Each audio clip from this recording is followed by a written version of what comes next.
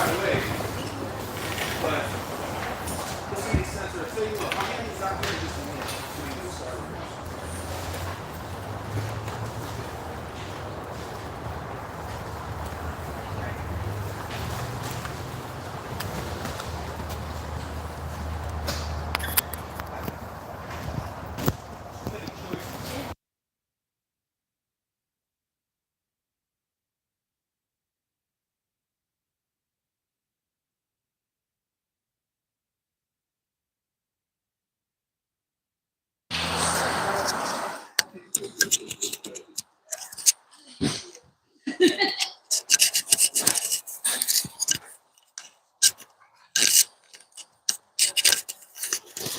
All right.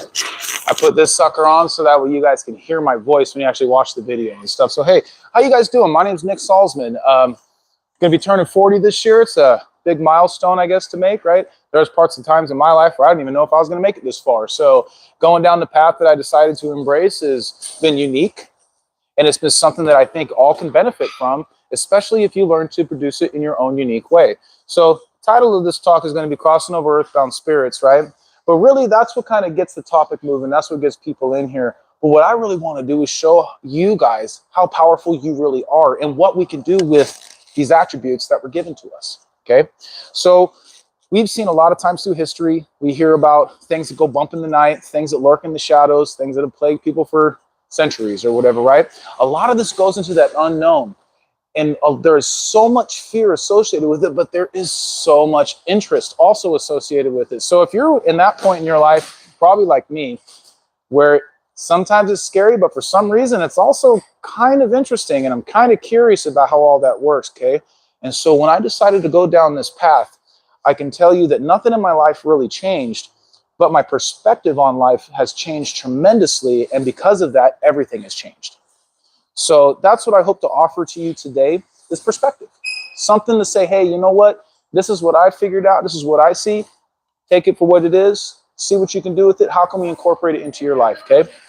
Come on in. Come on in. You're right on time. Come on in. So at a young age, I very much was able to perceive certain things going on around that most of people around me were not able to perceive. I had no idea what I was getting into. I had no idea what was happening, from being a small kid to waking up to seeing full-blown apparitions in your room, to showing up at people's houses and then ask them about their family member that never comes out of the room, and they have no idea what you're talking about, or they do know who you're talking about because they passed away 10 years ago. So when you have these kind of conversations with people off the bat, you're going to get a lot of big eyes. And it kind of, as a little kid, it made me just like, okay, I'm just going to shut up about this stuff. So that's kind of where I want to help you guys get the confidence and know that this is something that really a lot of people are affected by, that a lot of people can do something with. And if we learn to harness our abilities, we can do things like crossover spirits. We can do things like heal cancer. We can do things that bring balance to people's lives and help them seek fulfillment, okay? So one of the first things we're going to talk about is our connection, okay? We'll talk about people first, because there's such things as deceased people, and there's other stuff that's out there too. So we're going to break it up first. We're going to talk about people. Usually one of us, some of us, maybe all of us, have someone in the family that maybe passed on, that this would be the type of person that maybe worked a lot, that didn't really have a time to develop a relationship with their family, because back in their day, it was obligation was more than anything. It wasn't what you want to do. It was obligation and responsibility was the code that you live by, okay? Honorable people have lived that way, but upon death, a lot of these people have a sense of regret because they didn't get a chance to be with you on your milestones in life. So they make a commitment to you still out of love to be with you and help protect you and help guide you. Now, depending on how they pass away, this can help them or not help them in their situation. Natural causes doesn't seem to be an issue. Someone that dies suddenly, like say a car accident, something like that, they had no plans on passing away during that time. This can leave them in somewhat of a state that they're not quite sure what's going on. People always say, how do you know, or how do you know that you're not dead? And I said, well, think of it like this. When you're in a dream and you're absorbed in your dream, do you remember? My name is so-and-so. My address is this. I'm actually sleeping in my house right now that has this color comforter and blanket and da-da-da-da. We don't remember all that stuff because we're too busy absorbed in what we're perceiving. Very, very similar to that, okay? So that kind of is a state that a lot of these people are in. So when they come to us for help. You look like someone that can help them, especially little kids. A lot of little kids are really open to this stuff. You look like someone that can help them, and so they come around. This same person, maybe they were someone that was not very nice in life. Maybe they were an alcoholic, maybe they were abusive, physically, sexually, all of the above. These are the kinds of people that we hold on to, and we have a hard time giving them forgiveness for obvious reasons. I want you to consider something. When this person passes away, what's the number one thing you think that they're looking for besides being helped? They want to look for forgiveness. Forgiveness comes from love. Forgiveness can move mountains. This is a big step moving forward, is that forgiveness. I tell people we forgive not necessarily because they deserve it, but because we deserve the peace to let them go so we don't hold on to that stuff anymore. Because when we don't forgive somebody for an action, it's like putting both of us in a prison cell together, okay? So if we decide, say this abusive person, you know what? I'm going to help you out. I'm going to take away your pain. I'm going to take away your memories of pain, and I'm going to nourish you, and I'm going to help you feel full, content, and complete once again. This person will have the ability to be absorbed back into the light, to go back with the family and stuff. But more times than not, they will return, and they will grab other people just like them and bring them to you. They will grab other people that have the same kind of afflictions, and they'll bring them to you. When they do this, they operate at a level of service. And that level of service that they are now being a part of is helping offset some of that negative karma that they accumulated with themselves with being abusive to their family. So where are we playing the part with this? How many of us have heard that family traumas can be handed down generations? Anybody here heard that? How many of you have heard that healing can be handed down through generations? Less people, okay? You have the ability to heal. And so when we're at in this position, we have the ability to heal. We have a soul. This soul is a part of the creator. That creative energy that makes the air, makes the plants, that makes everything we see, including ourselves, we are connected to. I think a lot of people know this. But what we also have is a physical body. We have something that's physical when a lot of the stuff that we're working with no longer has a physical body. So because of that, you have a very strong electromagnetic field. And if you learn to take that creative energy, you have the will, you want to help somebody. That's what you're here for. You want to help somebody. You take that creative energy and that will, you attach it with that strong electromagnetic field that comes with a physical body, and you use your mind for intention to connect, you can create miracles. You are taking everything that you're a part of and combining it into one powerful force. And I tell you, you can do some amazing things with it. So this kind of lays the foundation on how we connect. So I use a pendulum. Some of you guys have seen some of my YouTube channels. I use a pendulum for connecting. How many of you here have never used a pendulum before? Okay, no big deal. Thank you for being here, by the way. This is great. So a pendulum is something that gives us tangible feedback when people want to use it for communicating with spirits. Sometimes we get the whole yes or no questions established. Like, I'll pull one out for you real quick. So like for me, quick and easy way to determine it. I know some people like they want to hold it like super still right here, and that's okay. But I'm going to show you what works for me, okay? My elbow goes to my side, and all I do instead of focusing on everything being as still as possible, making sure I'm not moving it, just relax. Just relax. Give it a swing. Let it spin a little bit, okay? So what I do is I let it spin, and once it gets to this north and south swing, for me, this means it's ready for a question. Then I can say, universal knowledge, show me what does my yes look like? And I get a clockwise spin out of the deal, and I say, okay, thank you, clear.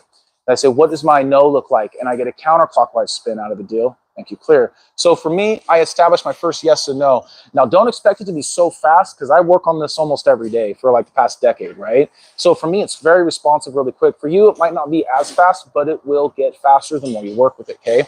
So what I've found is some neat stuff. These pendulums, the different shapes can do different things with it, right? I was telling people just like, you know, I talk to some dowsers, they're like, oh, I use a nut on the end of a string or something. That's cool. You know, yes or no questions, that's cool. You know, to get that kind of information is great. But if I said I could take this baseball and I could throw it really far in that stadium, right? Doesn't make it over the fence, it lands in the grass. I used my energy, right? Well, what if I took that baseball, popped it up in the air, grabbed the bat, hit that sucker all the way out of the park? I'm using my energy, right? right? Still using my energy, right? But that bat gives me leverage. It gives me leverage, and it allows me to hit that ball in a certain way that that leverage can be extended. Pendulums work a lot in the same way as they give us leverage in certain things. So the different pendulums I got, they do certain things. So let's get back to talking about the deceased. When we connect with these things, we have something that's called our higher self. When I make a connection with them, I simply ask, you know, like say if we have somebody here, which I know we got some people in the crowd right now, you know what I mean, that are kind of like, okay, it's starting to make sense. When I get into this, the very first thing that I do before anything is I always say a prayer of protection. That is habit. It is something that's been ingrained in me, and I use it every single time. I'll share mine with you. You're welcome to form whatever you like, okay? But this is how mine goes. I say, universal knowledge, surround me in the highest light. Keep me protected from all negativity. Allow only beings that reside in the highest of light to help me at this time. Allow the highest truth to come through the use of this pendulum. Thank you.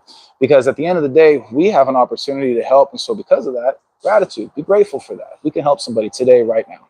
So from here, we ask, okay, do we have the presence of any earthbound spirits here with us? And you can see right off the bat, I get a big yes right off the bat, okay? Well, the good news is I'm going to help all of them today. We're going to help all of them today, okay? So I get my yes. And so from here, you can use your pendulum and be like, okay, is this a friend or family member? No. Is it someone that da-da-da-da? Whatever your questions are, it comes down to your imagination. This can help us fine tune what we're dealing with. So I will say this, and this is the one thing that's a big bugaboo for people, is that there's other stuff that's out there that might want to trick you. How many of you guys have heard of the trickster spirit? Right? So let's talk about that abusive uncle that we had, that abusive person in the family. What if they were at that point where they believed if they were honest with you and told you who they were, that you might not help them? What if they said they were somebody else because really what do they want? Help. They're desperate. They need help. So the trickster spirit thing and the whole phenomenon, don't worry about it. What they need to understand is that we're open to them. We're honest. It doesn't matter who they are or what they've done. We can help them here and right now. When we stay in this thought, in this vibration of love, this is where that real protection comes from. When we stay on those levels of fear and uncertainty, it's easy to get pushed away, I guess you can say, or not be quite interested in it. So it is what it is. But for me, I was totally interested and I dove headfirst into all this stuff, okay? So when we connect and when we heal, there is 3 main steps that we want to remember. I have my own verbiage, but I'll tell you, take away their pain, take away their memories of pain, nourish them. That's the easiest parts to remember. Like I said, I have my own verbiage for it, but essentially that's it. There is a breath work that is included with this. This breath work really gets the things moving. So the pendulum gives us leverage. The breath work seals the deal. So this breath work I'll share with you. You can look it up. It's called the Ha breath. But there's a lot of other breath works that work well, but I use this one. So this breath work is I inhale for like 4 seconds. Then I hold it. And then when I exhale, I do it from my diaphragm. So I make a.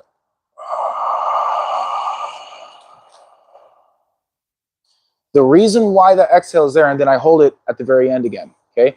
The reason why I exhale that is because I am engaging my solar plexus. And if you do it right, you can feel it hit right here, okay? So this solar plexus is basically the battery to your energy field. So once again, using our will to connect, we utilize this breath. That breath that you are breathing, it's a lot more than just air. That's life force. What do you take when you enter this world? What's the first thing you take into this body when you enter this world? What's the last thing you take in this body when you exit the world? Sounds like it's life force to me. We need that to live. So people that have fallen in the shadow, that maybe feel that they're separate from that or that they don't deserve it, we can gift it to them. We can give it to them and we can allow them to help step out of their pain and discomfort. Okay? So when we connect with them, I take my pendulum, like say for instance, this is exactly how it would work. For me, I'll use this brass one. I'll say, okay, universal knowledge at this time. Do we have permission to connect to the higher self of all earthbound human spirits here at the same time? Yes. So that's the beautiful thing is when it's people, you can connect to a lot of them at once. You don't have to do them one at a time. Okay. You can do them all at once. Say, okay, thank you, clear. Then from here, I can usually establish myself. I can say, greetings, my name is Nick. I greet you in light, love of the Creator, and I'm here to help. Can you hear me at this time? And I get a big yes right away. I say, okay, thank you, clear. Are you in pain or discomfort at this time?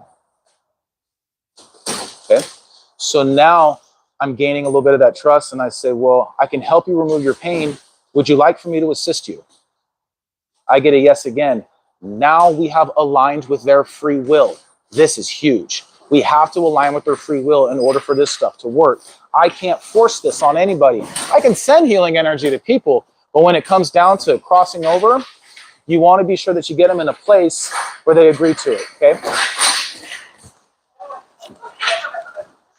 We're stirring some stuff up here, aren't we? Right? So I initiate it right here. I say, okay, thank you. Please relax, open up, receive this healing energy. I say universal knowledge. I ask that we remove all pain and cure all lesions and all earthbound human spirits here. You see it's counterclockwise?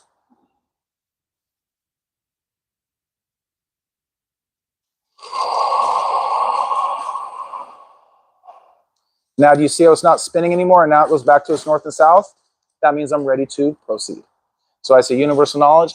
I ask that we depolarize all negative mental stimuli, neutralize all toxic emotional trauma stored in the bank of memory and energy field of all earthbound entities here.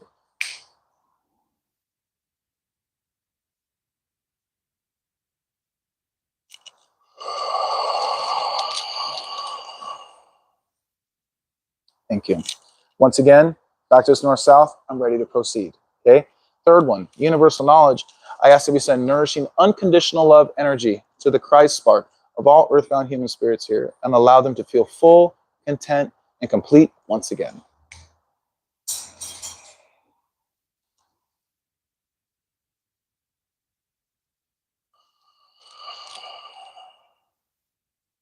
All right. So we'll see how deep we go with this one, because here's where it gets, it can go one way or the other. So now we've taken away their pain, we've taken away their memories of pain, and now we've nourished them, okay? So I can say, okay, do you guys feeling a little bit better? Okay, I get a big yes out of the deal. They feel better now. And I ask them, okay, are you wanting to join your family and friends in the light at this time? Okay, I get a yes. Now, this is a very important question.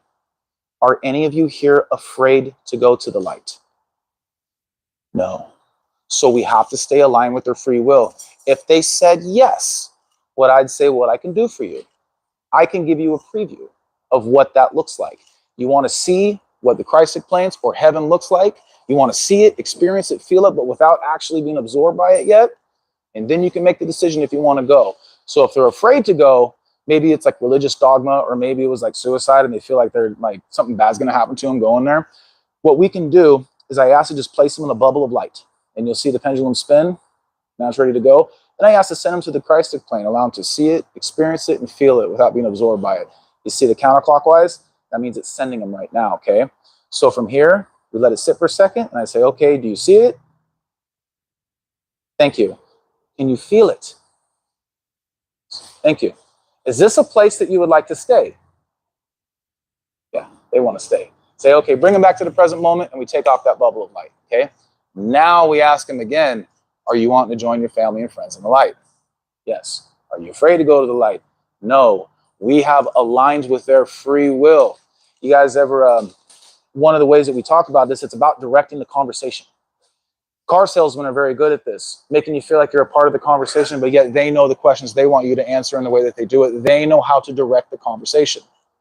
Using a pendulum is very much the same way. We direct the conversation.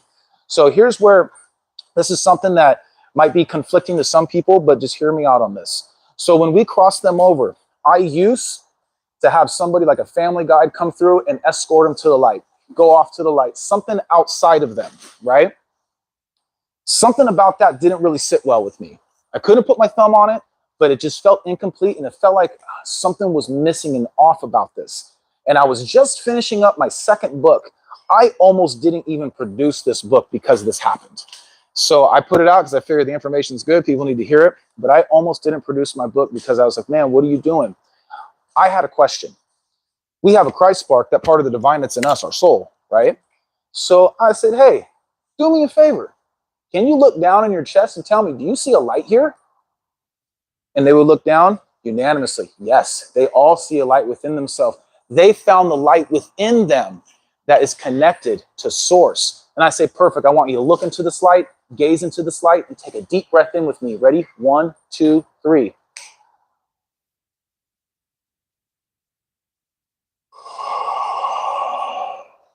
and I cleared them on the spot. And I dropped my stuff and I said, that's it. That's it. Working with the Christ spark, working with our soul, we can get these to merge back with the Creator. I feel, and this is my opinion, that when we send them to an outside source of light, we are keeping them in the loop of reincarnation. When we get absorbed by our own divinity, we are able to step outside of that reincarnation and come back whenever we want to, and at a much higher capacity as a being of light. Okay, give you guys a second to absorb that before we move on. Before we start getting into the other stuff, does anybody have any questions here about anything I've just spoke about? You get knows that they're not, they don't want to go. Great question. Do I get no's that they don't want to go? Sometimes. I'll give you an example. Let's say a young child just lost their father to a drug overdose, car accident, suicide, something like that, right? Young child is still around. That parent is going to want to still be around that child. Okay? So this is the ones that are going to get no. But once again, we have to direct the conversation to them. So here's how I present it to them. If I got a no right now and this was a scenario, this is what I would say. I would say, okay, you love your child. Yes. You want to protect your child. Yes. Do you understand that the vibration you're carrying can make your child sick? They have no idea. Sometimes they get attached to kids or attached to family members because when we grieve over them and we cry and we miss them, our energy field is so strong that when they get close, they couldn't unstick themselves if they could. They couldn't. We are much stronger than that, especially with those emotions of grief and stuff, okay? It can make them stick. This is how hereditary family illnesses are started and passed down from generation to generation. It's because the information of sickness or suicide or some sort of mental disorder starts transferring into the next person, creating the same kind of stuff. That's why families have certain patterns of this stuff, is because they have a root in the energy. So getting back to your question, I tell you what, you want to protect your child? Oh yeah. What if I told you, you are protecting your child right now with the strength of a 5-year-old? But if we get you healed and you come back whole and complete, you'll have 15 other full-grown men with you protecting your family. And not only that, when they leave, you got to understand, they reside outside of time and space, right? So just like we could read a book and love that book, we can close it, put it down, walk away for 20 years and pick it up to our bookmark right where we left off, right? Right where we left off. So for them, just like jumping into a chapter of a DVD, they can leave, they can travel, they can study for 1,000 years if they want to. They could come right back to this moment like they never left at all. So that's how it works with spirit. You reside outside of time and space. So it's a lot for them to understand this, but when they trust you, after you heal them, their disposition usually changes. So they hear you out. You heal them, they come back a being of light. They come back a being of light and as someone operating at a level of service and protecting their family much more. So there's a bit of that. Any other questions? Yes. Yes. And it's also on my YouTube videos. I talk about this stuff too.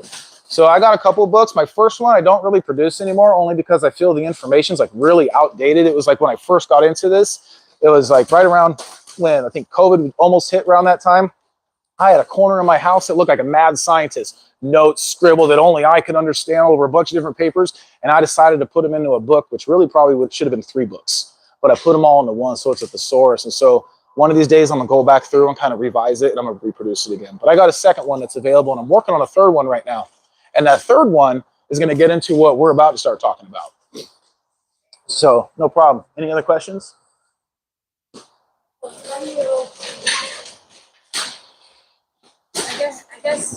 don't know.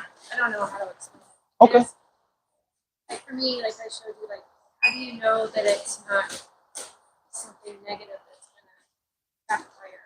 Well, I think when it comes down to it, positive and negative, it's perspective. I've had something really negative happen to me that ended up turning out to be a pretty big blessing, but it was painful and it hurt and it caused bad memories and it made my life better. You know what I mean? So it's really about perspective, right?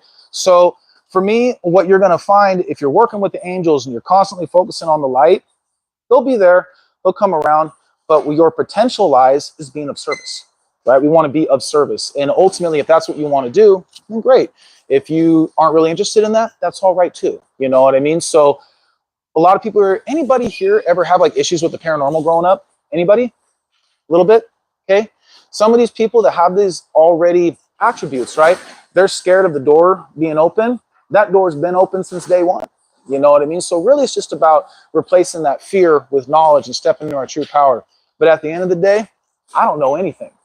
But this is what I found, so I can present it to you and say, what do you think? You know, don't take everything I say as truth. Take it with a grain of salt. Find that truth in your life. But like I said, this is what I found, and so I'm just sharing it freely. You know what I mean? So take everything I say with a grain of salt, please. So any other questions before we move on? All right, let's talk about the nitty-gritty stuff. This has been an area, now understand, when I was a little kid, this was a direct event in my life where me and my brother got attacked by something in our house. My brother got put in the hospital and needed stitches from something that bit him. Okay, we're going to talk about some of this darker stuff and the stuff that scares people. Okay, so non-human entities are absolutely out there, and we can absolutely help them too. There's a lot of bad things people have done to them to make them have a bad taste in their mouth. How many of you guys have ever heard about trapping an entity in a crystal? Anybody heard about that? Don't do it. Don't do it. That's bad. Don't do that. How many of you guys have heard of binding or banishing? All of these methods are not guided by love. None of them are. Okay? We found years ago that there's certain beings that are around us all the time. The Muslims would call them the jinn. Wiccans would probably call them elementals. The Bible would call them demons. But what they are is a consciousness. They're absolutely real, and they affect people a lot more than we know. These are the kinds of things, they are polarity flippers.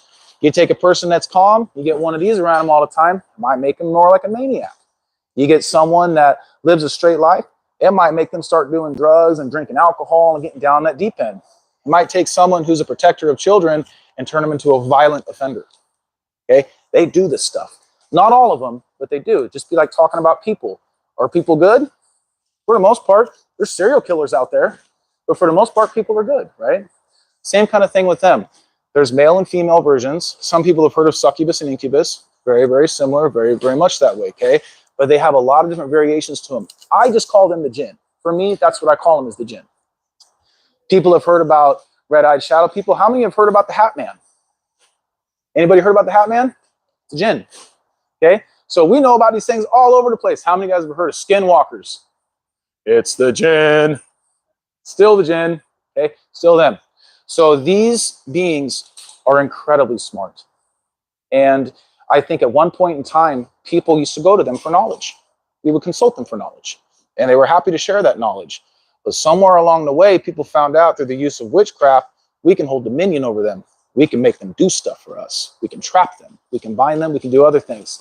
But more importantly, we can make them do stuff where if I say, I want to take this jinn and I want to send it to this person's house and I want it to cause havoc in their family. I want it to hurt the people in their family, right? We polarize this thing with our magnetic energy. We polarize this thing and then it gets stuck in this way and it can't unstick itself.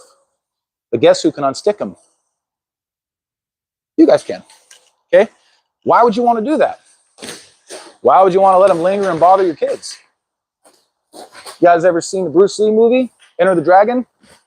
You ever seen the dad fighting that demon that he couldn't beat and got passed on to the son? Talk about jinn still. Same kind of concept. These are usually in families too, and they'll come down generation to generation because they're looking for you. You got to understand, they're outside of time and space. They got nothing but time on their hands, okay? Their perspective is different, but we can help them. And when we change our demeanor and are open to helping them, their demeanor absolutely changes. They don't want to hurt us. I wouldn't say they want to protect us, but they don't want to hurt us, and they want to make sure that we help them, so they're willing to listen to what we have to say. When I deal with these things, what are some of the things that, when a jinn is in our presence, here's some of the things I pick up on. One of the first things, unplaced anxiety. Heart rate, elevated heart rate, that's a big one. Sometimes it's a dizzy feeling that we get. Some people would call it vertigo. I don't know why I get these feelings of vertigo. It's because you're an empath and you're feeling the jinn. I get a sharp pain in my chest sometimes. Sometimes it's there. Or if I'm sitting down sometimes I get like this almost shakiness in my thighs, or a sharp pain in the head. It's brief, but I can feel it. Sometimes we're in the home, we're like, God, why do I keep having these pains? And I go to the doctor and they can't figure out why it is. Because when they come around, they have a certain vibration and our body reacts to that. So when this happens, all we have to do is just acknowledge that we're dealing with one of our jinn, okay? And I call them my brothers, to be honest with you, because we share the same place. They outnumber us on this planet probably 10 to 1. There's a lot of them. But one thing I found is that when we heal these things, we do not send them to the light. This is why they don't want to go to the light, because they're not from the light. They don't go to the light. These are nature spirits. These are fire spirits. These are something that a lot of people have heard about all around the world. But one thing I've found is that they all identify their home to be a place that we call Shaul. How many of you guys have ever heard of Shaul before? How many of you guys have ever heard about the Bible talking about the firmament? Any of that stuff? Nothing like that? Well, that'll be fun to look into later. So Sheol is basically the underworld. It's the world that's below us. And they claim that this is where they're from. So when I send them, after I do the healing, remove their pain, take away their memories of pain, and then I nourish them, understand that they do not have the Christ spark like we do. They're different. They don't have the Christ spark like we do. So I just send them nourishing energy. I don't need to aim for Christ spark because they don't have one. So we do the healing on these things. Their demeanor very much changes. And then from there, you already have a guide that's with you. Whether or not you've made that connection, all you would have to say is after you do the healing on them, right? Do the breath work, do the healing on them, right? Because if I'm talking with the jinn right now, after we do all the healing and they're feeling better, okay? As I ask, can you do me a favor? Can you look around the room and tell me, do you see a being of light here with us? And you'll get a big yes out of the deal, okay? Whether or not you've made this connection with them already, they're already there. So for me, my connection, the first, I have a different guide now that helps me only because it was handed to me this way. But my first guide to help me with this is who I call the Holy Mother. The Holy Mother is a powerful female energy. Well, female deity, they're actually androgynous, but female nature like. Some people, if you go to Tibet, you call her Tara. You go to China, they probably call her Kuan Yin. If you go to India, they'd call her Mother Shakti. If you went to Egypt, they'd call her Sekhmet. If you went to Hawaii, they call her Huey Huey. If you read the Bible, you probably heard of her name Mary. It's all the same thing. She is very powerful and very helpful and has no problem helping many people with this. So when I ask, do you see this being of light here with you? And I get the yes. Okay. I say, all right, is she speaking to you? Yes. Is she asking you to go with her? Yes. And the most important question, will you go with her? Yes. We have now aligned with the free will of the jinn. We have aligned with the free will of the jinn. Now we say, okay, thank you. It's an honor to help you. You can say it if you want. Then when I do a clearing on a jinn, this is how my word goes. You can make up your own, but when I do it, this is what it looks like. Universal knowledge, I ask that we surround, protect, heal, and keep our jinn brother in the light. We ask now to remove him from this space, from all timelines, future, past, present, and parallel, known and unknown, and ask that we merge them back with their home dimension, divinely, instantly, and painlessly. Let peace and tranquility follow you for all eternity, brother.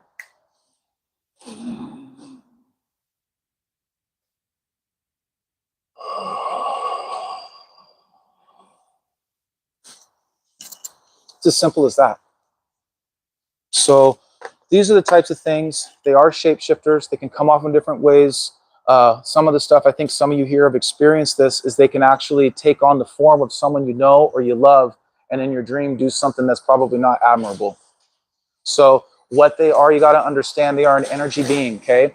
What they look for is that disharmony that's created when we have like a dream that is like really upsetting. You know what I mean? We're like, God, why would I dream about that? Or why was I doing this? I would never do that. We feel weird about that. We replay that scenario. That keeps that perfect vibration. It's almost like sustenance for them. You got to understand they are an energy being. So why would they do this? Why do they do that? Is it because they're evil and they just want to hate humanity? Maybe a few of them, who knows? But I don't think so.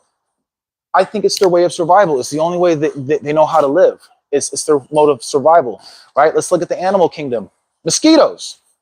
Mosquitoes will find a host, will drink life force, float away, go find another host when they're hungry, right? Is that mosquito a demon? I heard that. Hey, you're probably not far from the truth. So I think we can agree that they're not really fun, right? They're not real fun, but the mosquito does that because that's its means of survival, right? That's how these things are. So it means of survival. They believe that they are not part of the light, so the light can't be theirs, but we are of the light, and we can gift it to them, and it changes their entire being because they are energy. These are the types of things that will set your smoke alarms off in the middle of the night. These are the type of things that throw stuff. You'll probably hear in advanced cases, they can actually mimic the sounds of people and sound like other people. We're like, oh, Mom, did you call me from upstairs? Because I clearly heard your voice, and Mom wasn't even upstairs. She was outside or at work. These things are very intelligent. And from their view, they can stay invisible to us. They can hear everything we're talking about. They can hear everything we're thinking about. But you know where I see them? Here. I don't see them with our eyes so much anymore. I can a little bit, but for the most part, that's not where I look for them at. If I said, hey, do you remember that one time we went over to that one place and that person showed up and this happened? And you were like, yeah, you're kind of like going through your memory and you can see it in your memory, right? That is where you will see them, is in that part of your memory. That area of your brain is where you end up seeing these things. So because of that, we can really see the differences that they have. Sometimes they're a big shadow. Sometimes they're a small animal. A lot of them like shape-shifting into animals too. How many of you have ever heard or seen about a shadow dog or a shadow cat? That ain't Mittens. It's not Mittens. I'm telling you right now, it's not Mittens. They change into the shape of animals, oftentimes like a cat, that people aren't afraid of seeing a shadow cat. But they're afraid of seeing a 10-foot shadow standing in the hallway for sure. That'll be disturbing, right? But a cat, if you have an animal that passed away that makes itself known, that's not how they're going to appear. If they do, like say there was a favorite spot on the couch that they slept, or maybe, you know, there was a certain area where they like to be, you'll probably pick up on a little activity that maybe feel like they hopped on the couch with you or something like that, but they're not going to come off like a shadow. It's just not that way. So for me, when I first saw these things, I saw them as wolves. And that's when I told you earlier about my brother getting attacked and getting bit. Guess what bit him? Wolf. We didn't even have a dog. Explain that to the hospital. And you got canine bite in your face, and we don't even have a dog at home, right? So it's interesting enough. You know what my spirit animal is? Wolf, right? Why would they come to a kid? I was still a baby, still in diapers. So was my brother. Why would they come to a kid? It's because we've had history before. I've worked with them before. Maybe not in this regard of helping healing them, but I think in some other lifetime in another way, I was absolutely associated with these things. The first time I had ever seen a jinn, it came off as a wolf with glowing red eyes. The second time I ever saw the jinn, I was in my room. I was about 6 years old, and there was 3 of them, and they all looked like monks. What I would know now as a Franciscan monk. They had the robe with the rope tied around the waist, and it paralyzed me. I couldn't even scream. That was like my first experience of like sleep paralysis, right? Just frozen there. But these had all green glowing eyes. Every time I look at them, they look away. And as soon as I move my head, I can see them turn and look back at me. I'm almost 40 now. I remember this to a T still, very vividly and clear. So they come by because they found me again. I just didn't know how to help them yet, right? Once I started learning how to help these things, they come out the wazoo from everybody. I'm a tattoo artist. That's what I do for a living. And so when people step into my space, they're usually bringing a lot of this stuff here too. So what I'm saying, when these come around, pay attention to the feeling. How do we know if they're negative or not? Feeling, feeling. And the more we work with these feelings, the more we get to fine tune those senses. What is a heart attack versus what is someone that died from COPD? What is an overdose versus someone that had, I don't know, we'll say seizure or something like that, right? They all have little differences in how they feel, right? But the jinn are very distinctive, and you can totally pick up on how they feel with the sharp pain in the chest, sharp pain in the head, elevated heart rate, dizziness, vertigo feeling, okay? So let's talk about that feeling. Using the pendulum is great, but we don't need a pendulum necessarily to do this work.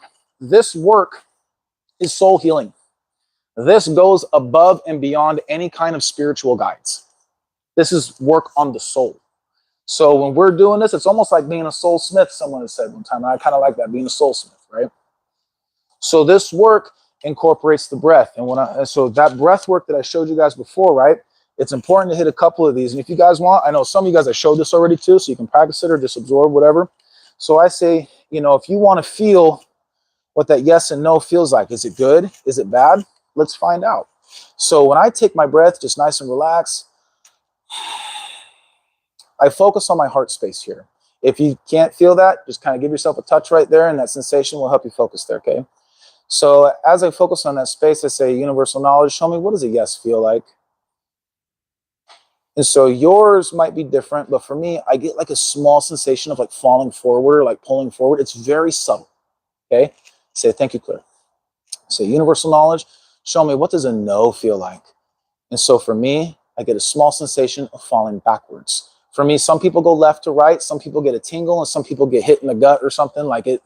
Pay attention to that, to the subtle differences. This is what we use to help determine things, okay? I use this all the time. I use it when I'm driving.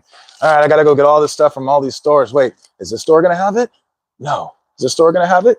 Yes. Should I take this way? No. Should I take this way? Yes. Dude, it drives my wife nuts. Because when I'm like, we're going here, and she's like, hold on, let me pull out the old Google map or whatever. I go, you put that darn thing away and you tell me, what does it feel like? I love you, by the way. So she's super smart and stuff, but I'm just saying, being a feeler, this is what I do. My kids are telling me about where they're going and what they're doing. All right, where you going? Okay. What are you doing? Okay. How about after that? What are you doing? Come again? What are you doing? I use this to discern levels of truth with people that talk to me all the time. So is this beneficial? Yes. Is this a family member? No. Yes. We use this sway for so many things. And the more you use these muscles, that's when all the other stuff starts working. You use this sway, you use this breath, and you're going to start amplifying everything inside of you that you really are. How many of you have ever been curious about developing, if you're not already there, developing things like clairaudience, clairvoyance, remote viewing? How about being a medium, communicating with those that have passed on to help people get closure right now? Okay, all of this stuff is amplified by the breath, and it's amplified by using these muscles. But I will say this: before we can build an amazing structure that can reach to the heavens, we have to build a solid foundation. That foundation is important for everything. People not knowing me know I've been doing a lot of this work, but they always ask, like, aren't you afraid that something's going to attach? Aren't you afraid of this, happening to you? And I'm like, I could see your concern, but you have to understand the foundation has to be solid. And there's a few parts to that foundation. One, gratitude. Gratitude is huge. The way it started for me, I was kind of an angry person going into like my mid-20s, and I was just tired of being tired. You know what I mean? I wanted to be passionate about life. I wanted to enjoy life, and I didn't want to just feel like I was just here operating until I died. You know what I mean? So I decided to take this head on. I'd wake up an hour before anybody in my house would wake up, and I go make a cup of coffee, and I go stand outside. Something about the cold air and that hot cup of coffee, I freaking love it. Like that, I still chase that to this day. I still chase that moment to this day. And for whatever reason, sometimes it's sunny, sometimes it's not. And I go out there and I feel that light hit me in the face, and I'm like, man, thank you. Thank you for this moment and give me the opportunity to enjoy this delicious cup of coffee. Thank you for this house. Thank you for this body. I get to experience this. Hey, you know what? Thanks for everything. Something as simple as that, but genuine gratitude. Genuine gratitude is a huge pillar to this. The second one, what are you passionate about? What gives you excitement?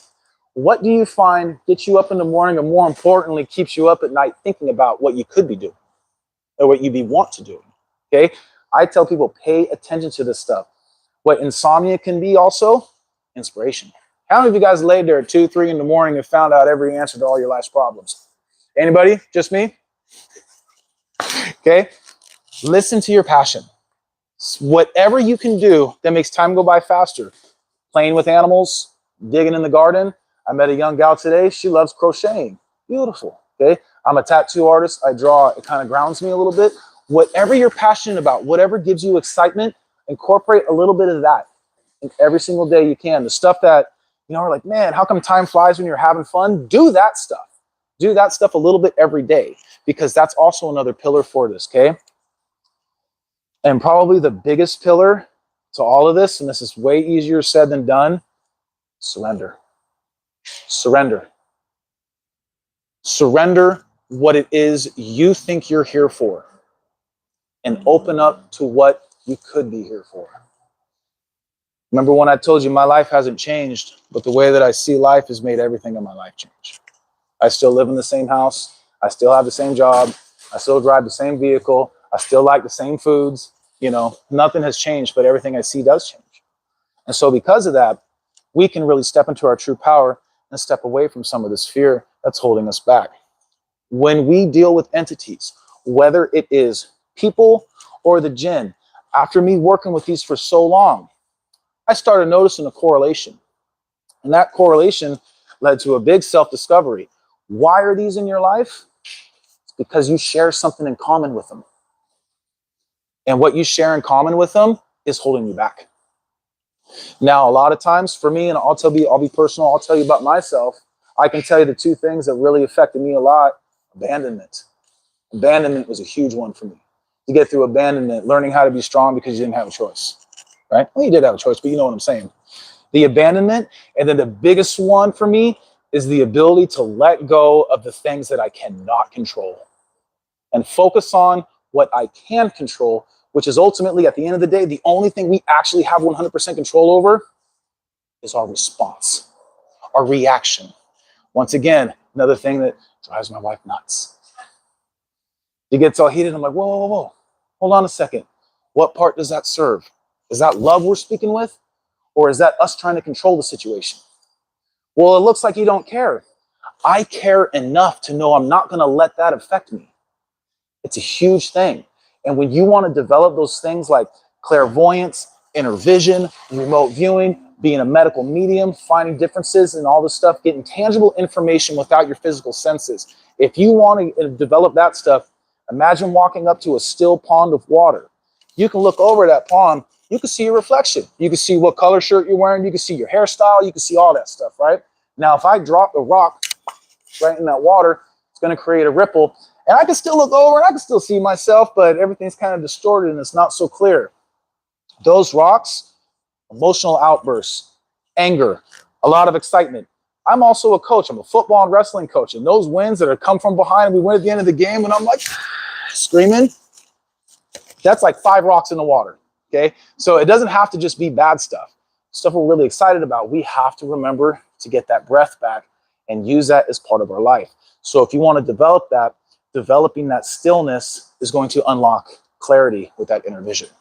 So stillness of acknowledging what is, accepting what is, and caring enough to know you're not going to let that affect you will make you look like you don't care. That's okay. Using this sway is going to make you not look like a good listener. Because people are talking to you and you're listening, but it's something usually a little different than what they're saying. I'm listening to everything you're not telling me. You know what I mean? That's what I'm listening to. So I am a good listener, but really I'm not a good listener. So these are a couple of the pitfalls you're going to find coming into stuff. Just understand it's all about what you want in life. So these tools, these abilities, no one here is beyond it. And it's not beyond any of you. Every single one of you can develop it, okay? So before we get any further, do we have any questions about anything? It's kind of a lot to digest, I know. I have a tendency of throwing a whole lot of stuff at people and they walk away spinning and you know what I mean? I'm used to it. So I tell people, you know, shattering realities is something that kind of happens, but I hope at the end of the day, I hope you find happiness. Because really these feelings and the stuff that goes with that, it has allowed me to feel a lot of gratitude. Gratitude for being able to do this kind of work. It doesn't necessarily feel special, but I feel honored. I feel honored to be a part of it, right? I like to help people bring clarity into their lives. I like to help people get clear homes so that way they can live in a healthier way. You know, stuff like drugs and alcohol and addiction and that kind of stuff. There's always going to be a root in the energy of the home when I find these instances. And when I clear that stuff up and I clear up somebody real quick, they're allowed to make those decisions much clearer. But like I said, if you're into doing shadow work, how many here have ever heard about shadow work? Okay. It is an ongoing thing, and I don't think there's ever going to be an ending to any of it. I think it's an ongoing thing. But that shadow work is the exact same thing that attracts these entities because you have something in common with them, that you are a mirror reflecting your inner world to your outer world. So if you can bring stillness to your inner world, what do you think it's going to do to your outer world? Okay. People aren't going to change. Don't try and change them. But I think you'll find how some people naturally vibrate out of your life and helpful ones vibrate right into your life. You know, things have to fall apart in order to fall back together in its own unique way. And every single one of you, you don't have to do what I'm doing, but I'm telling you, if you work with the breath and you work with the sway and you let that open yourself up to what you could be, you are all going to bring something unique to the table. And that uniqueness is yet to be found by you. And so at the end of the day, worrying about that shadow in the corner, who would have thought that you had all these possibilities, knowing that we were plagued by that one thing because we're constantly looking at that one thing that bothers us, right? When really what's behind that is something greater than you can imagine. Really, truly it is. So I don't know how long we've been going. Does anybody know what time it is? 10 till, quarter to 2. I think the next talk comes on at 2. So do you guys have any questions about anything? Want me to elaborate on anything else? This is going on my YouTube channel. So if you guys want to find me on YouTube, Nick Salzman 5850, but just type in my name. I'll give you one of my cards if you want. Look me up. I have a lot of videos on there that teaches you all of these different protocols. Okay. Some of the stuff we can do with the breath. I'll tell you a little bit about it. Okay. I'm a coach. So I work with a lot of kids. Some of them have behavioral issues. Okay. Some of them get a lot of anxiety. Some of them are on the spectrum of autism and this kind of stuff. Okay. A lot of different kids that are out there. So a quick little technique that I'm going to tell you guys about that I use, and this is something that I don't necessarily need the pendulum for. It'll be helpful with the right pendulum, but ultimately what I do is when I think about this kid that I know has a hard time at practice, socially awkward, gets really shy and embarrassed easily, and just overall has a hard time engaging, okay? I see myself, I think about that kid, and I imagine myself stepping inside of that child. My eyes are now looking through his eyes. And I take those breaths and I tell myself, today's going to be fun. I'm going to have fun today. I can't wait to get there. I'm going to make friends today. I can do this. I'm here for a reason, and I'm here because I'm happy and I like doing what I like to do. I implant these thoughts and these feelings into these people's heads, essentially, right? Into their energy field. And you should see, after you make these intentions, seal it with the breath. Hit that a few times, even if it's just to bring down their anxiety and calm them down. You can do it just as easy. Anybody here is like a counselor or a therapist, I would suggest trying this before you have people come in and notice any kind of differences, okay? These are the types of things that we can do when I say working on a soul level. We can do this kind of stuff. And I'll tell you, if you start using that part about you, you can gather some really neat information. All of a sudden, you're like, kid likes broccoli, hates grape juice. You can like start tasting, smelling, feeling stuff, okay? All that stuff is all there. So what we're doing is we're looking for tangible feedback. We're using our body as a pendulum, and we're using all of our senses to help fine tune what we think we're feeling, okay? That pendulum is meant to give me a response, but once again, you use that sway, it won't lie to you. You listen to that sway, it'll guide you. And so you have beings of light that are there with you to help guide you along the way, and you're never really alone. So whether that's creepy or comforting, you're never really alone. You're not. Sorry, never have been. So just know that you really carry a lot of unique stuff to the table. And if you're hearing this right now and it's resonating with you, thank you. Thank you so much for being here. I really appreciate you guys. And as you can see, I'm really passionate about this stuff. And so if you guys have any questions on anything else, please let me know. Question comes to you later and you're like, damn, I should have asked that question. Shoot me a message. You can find me on TikTok, Facebook, Instagram, website, email. And if you can't find me on there, I'll give you my number. So it's all good. Tattoo shop. Oh, yeah. I also tattoo. That's also what I do. Absolutely. I appreciate you guys bearing the cold and staying with me. Thank you. Thank you so much. You guys are amazing. Thank you. The other day, I talked to you, and you asked me about man who had cancer. But that was my father. Okay. And the 2 British Army officers. I was talking about the guys who were living in my garage. So you kind of threw me there when you said that. I don't know if they had cancer. Anyways, that was Wonderful. Yeah. Sometimes what's better, right? Being, you know, right away and it resonates with people, or where they're like, I have no idea, and then they find out later this and that, right? Yeah. I had this gal I was tattooing, right? And there's like this guy stepping in, and I'm like, this guy feels like like he's your grandfather's age, but I don't think he's your grandfather. And I said, but he feels like family. And I said, did he die of head trauma? And she's like, I have no idea who you're talking about. I'm like, he's showing me a silver coin right now. Like, what's with the coin? He's like, I don't know what you're talking about. I'm like, well, okay, you know what I'm talking about, baby.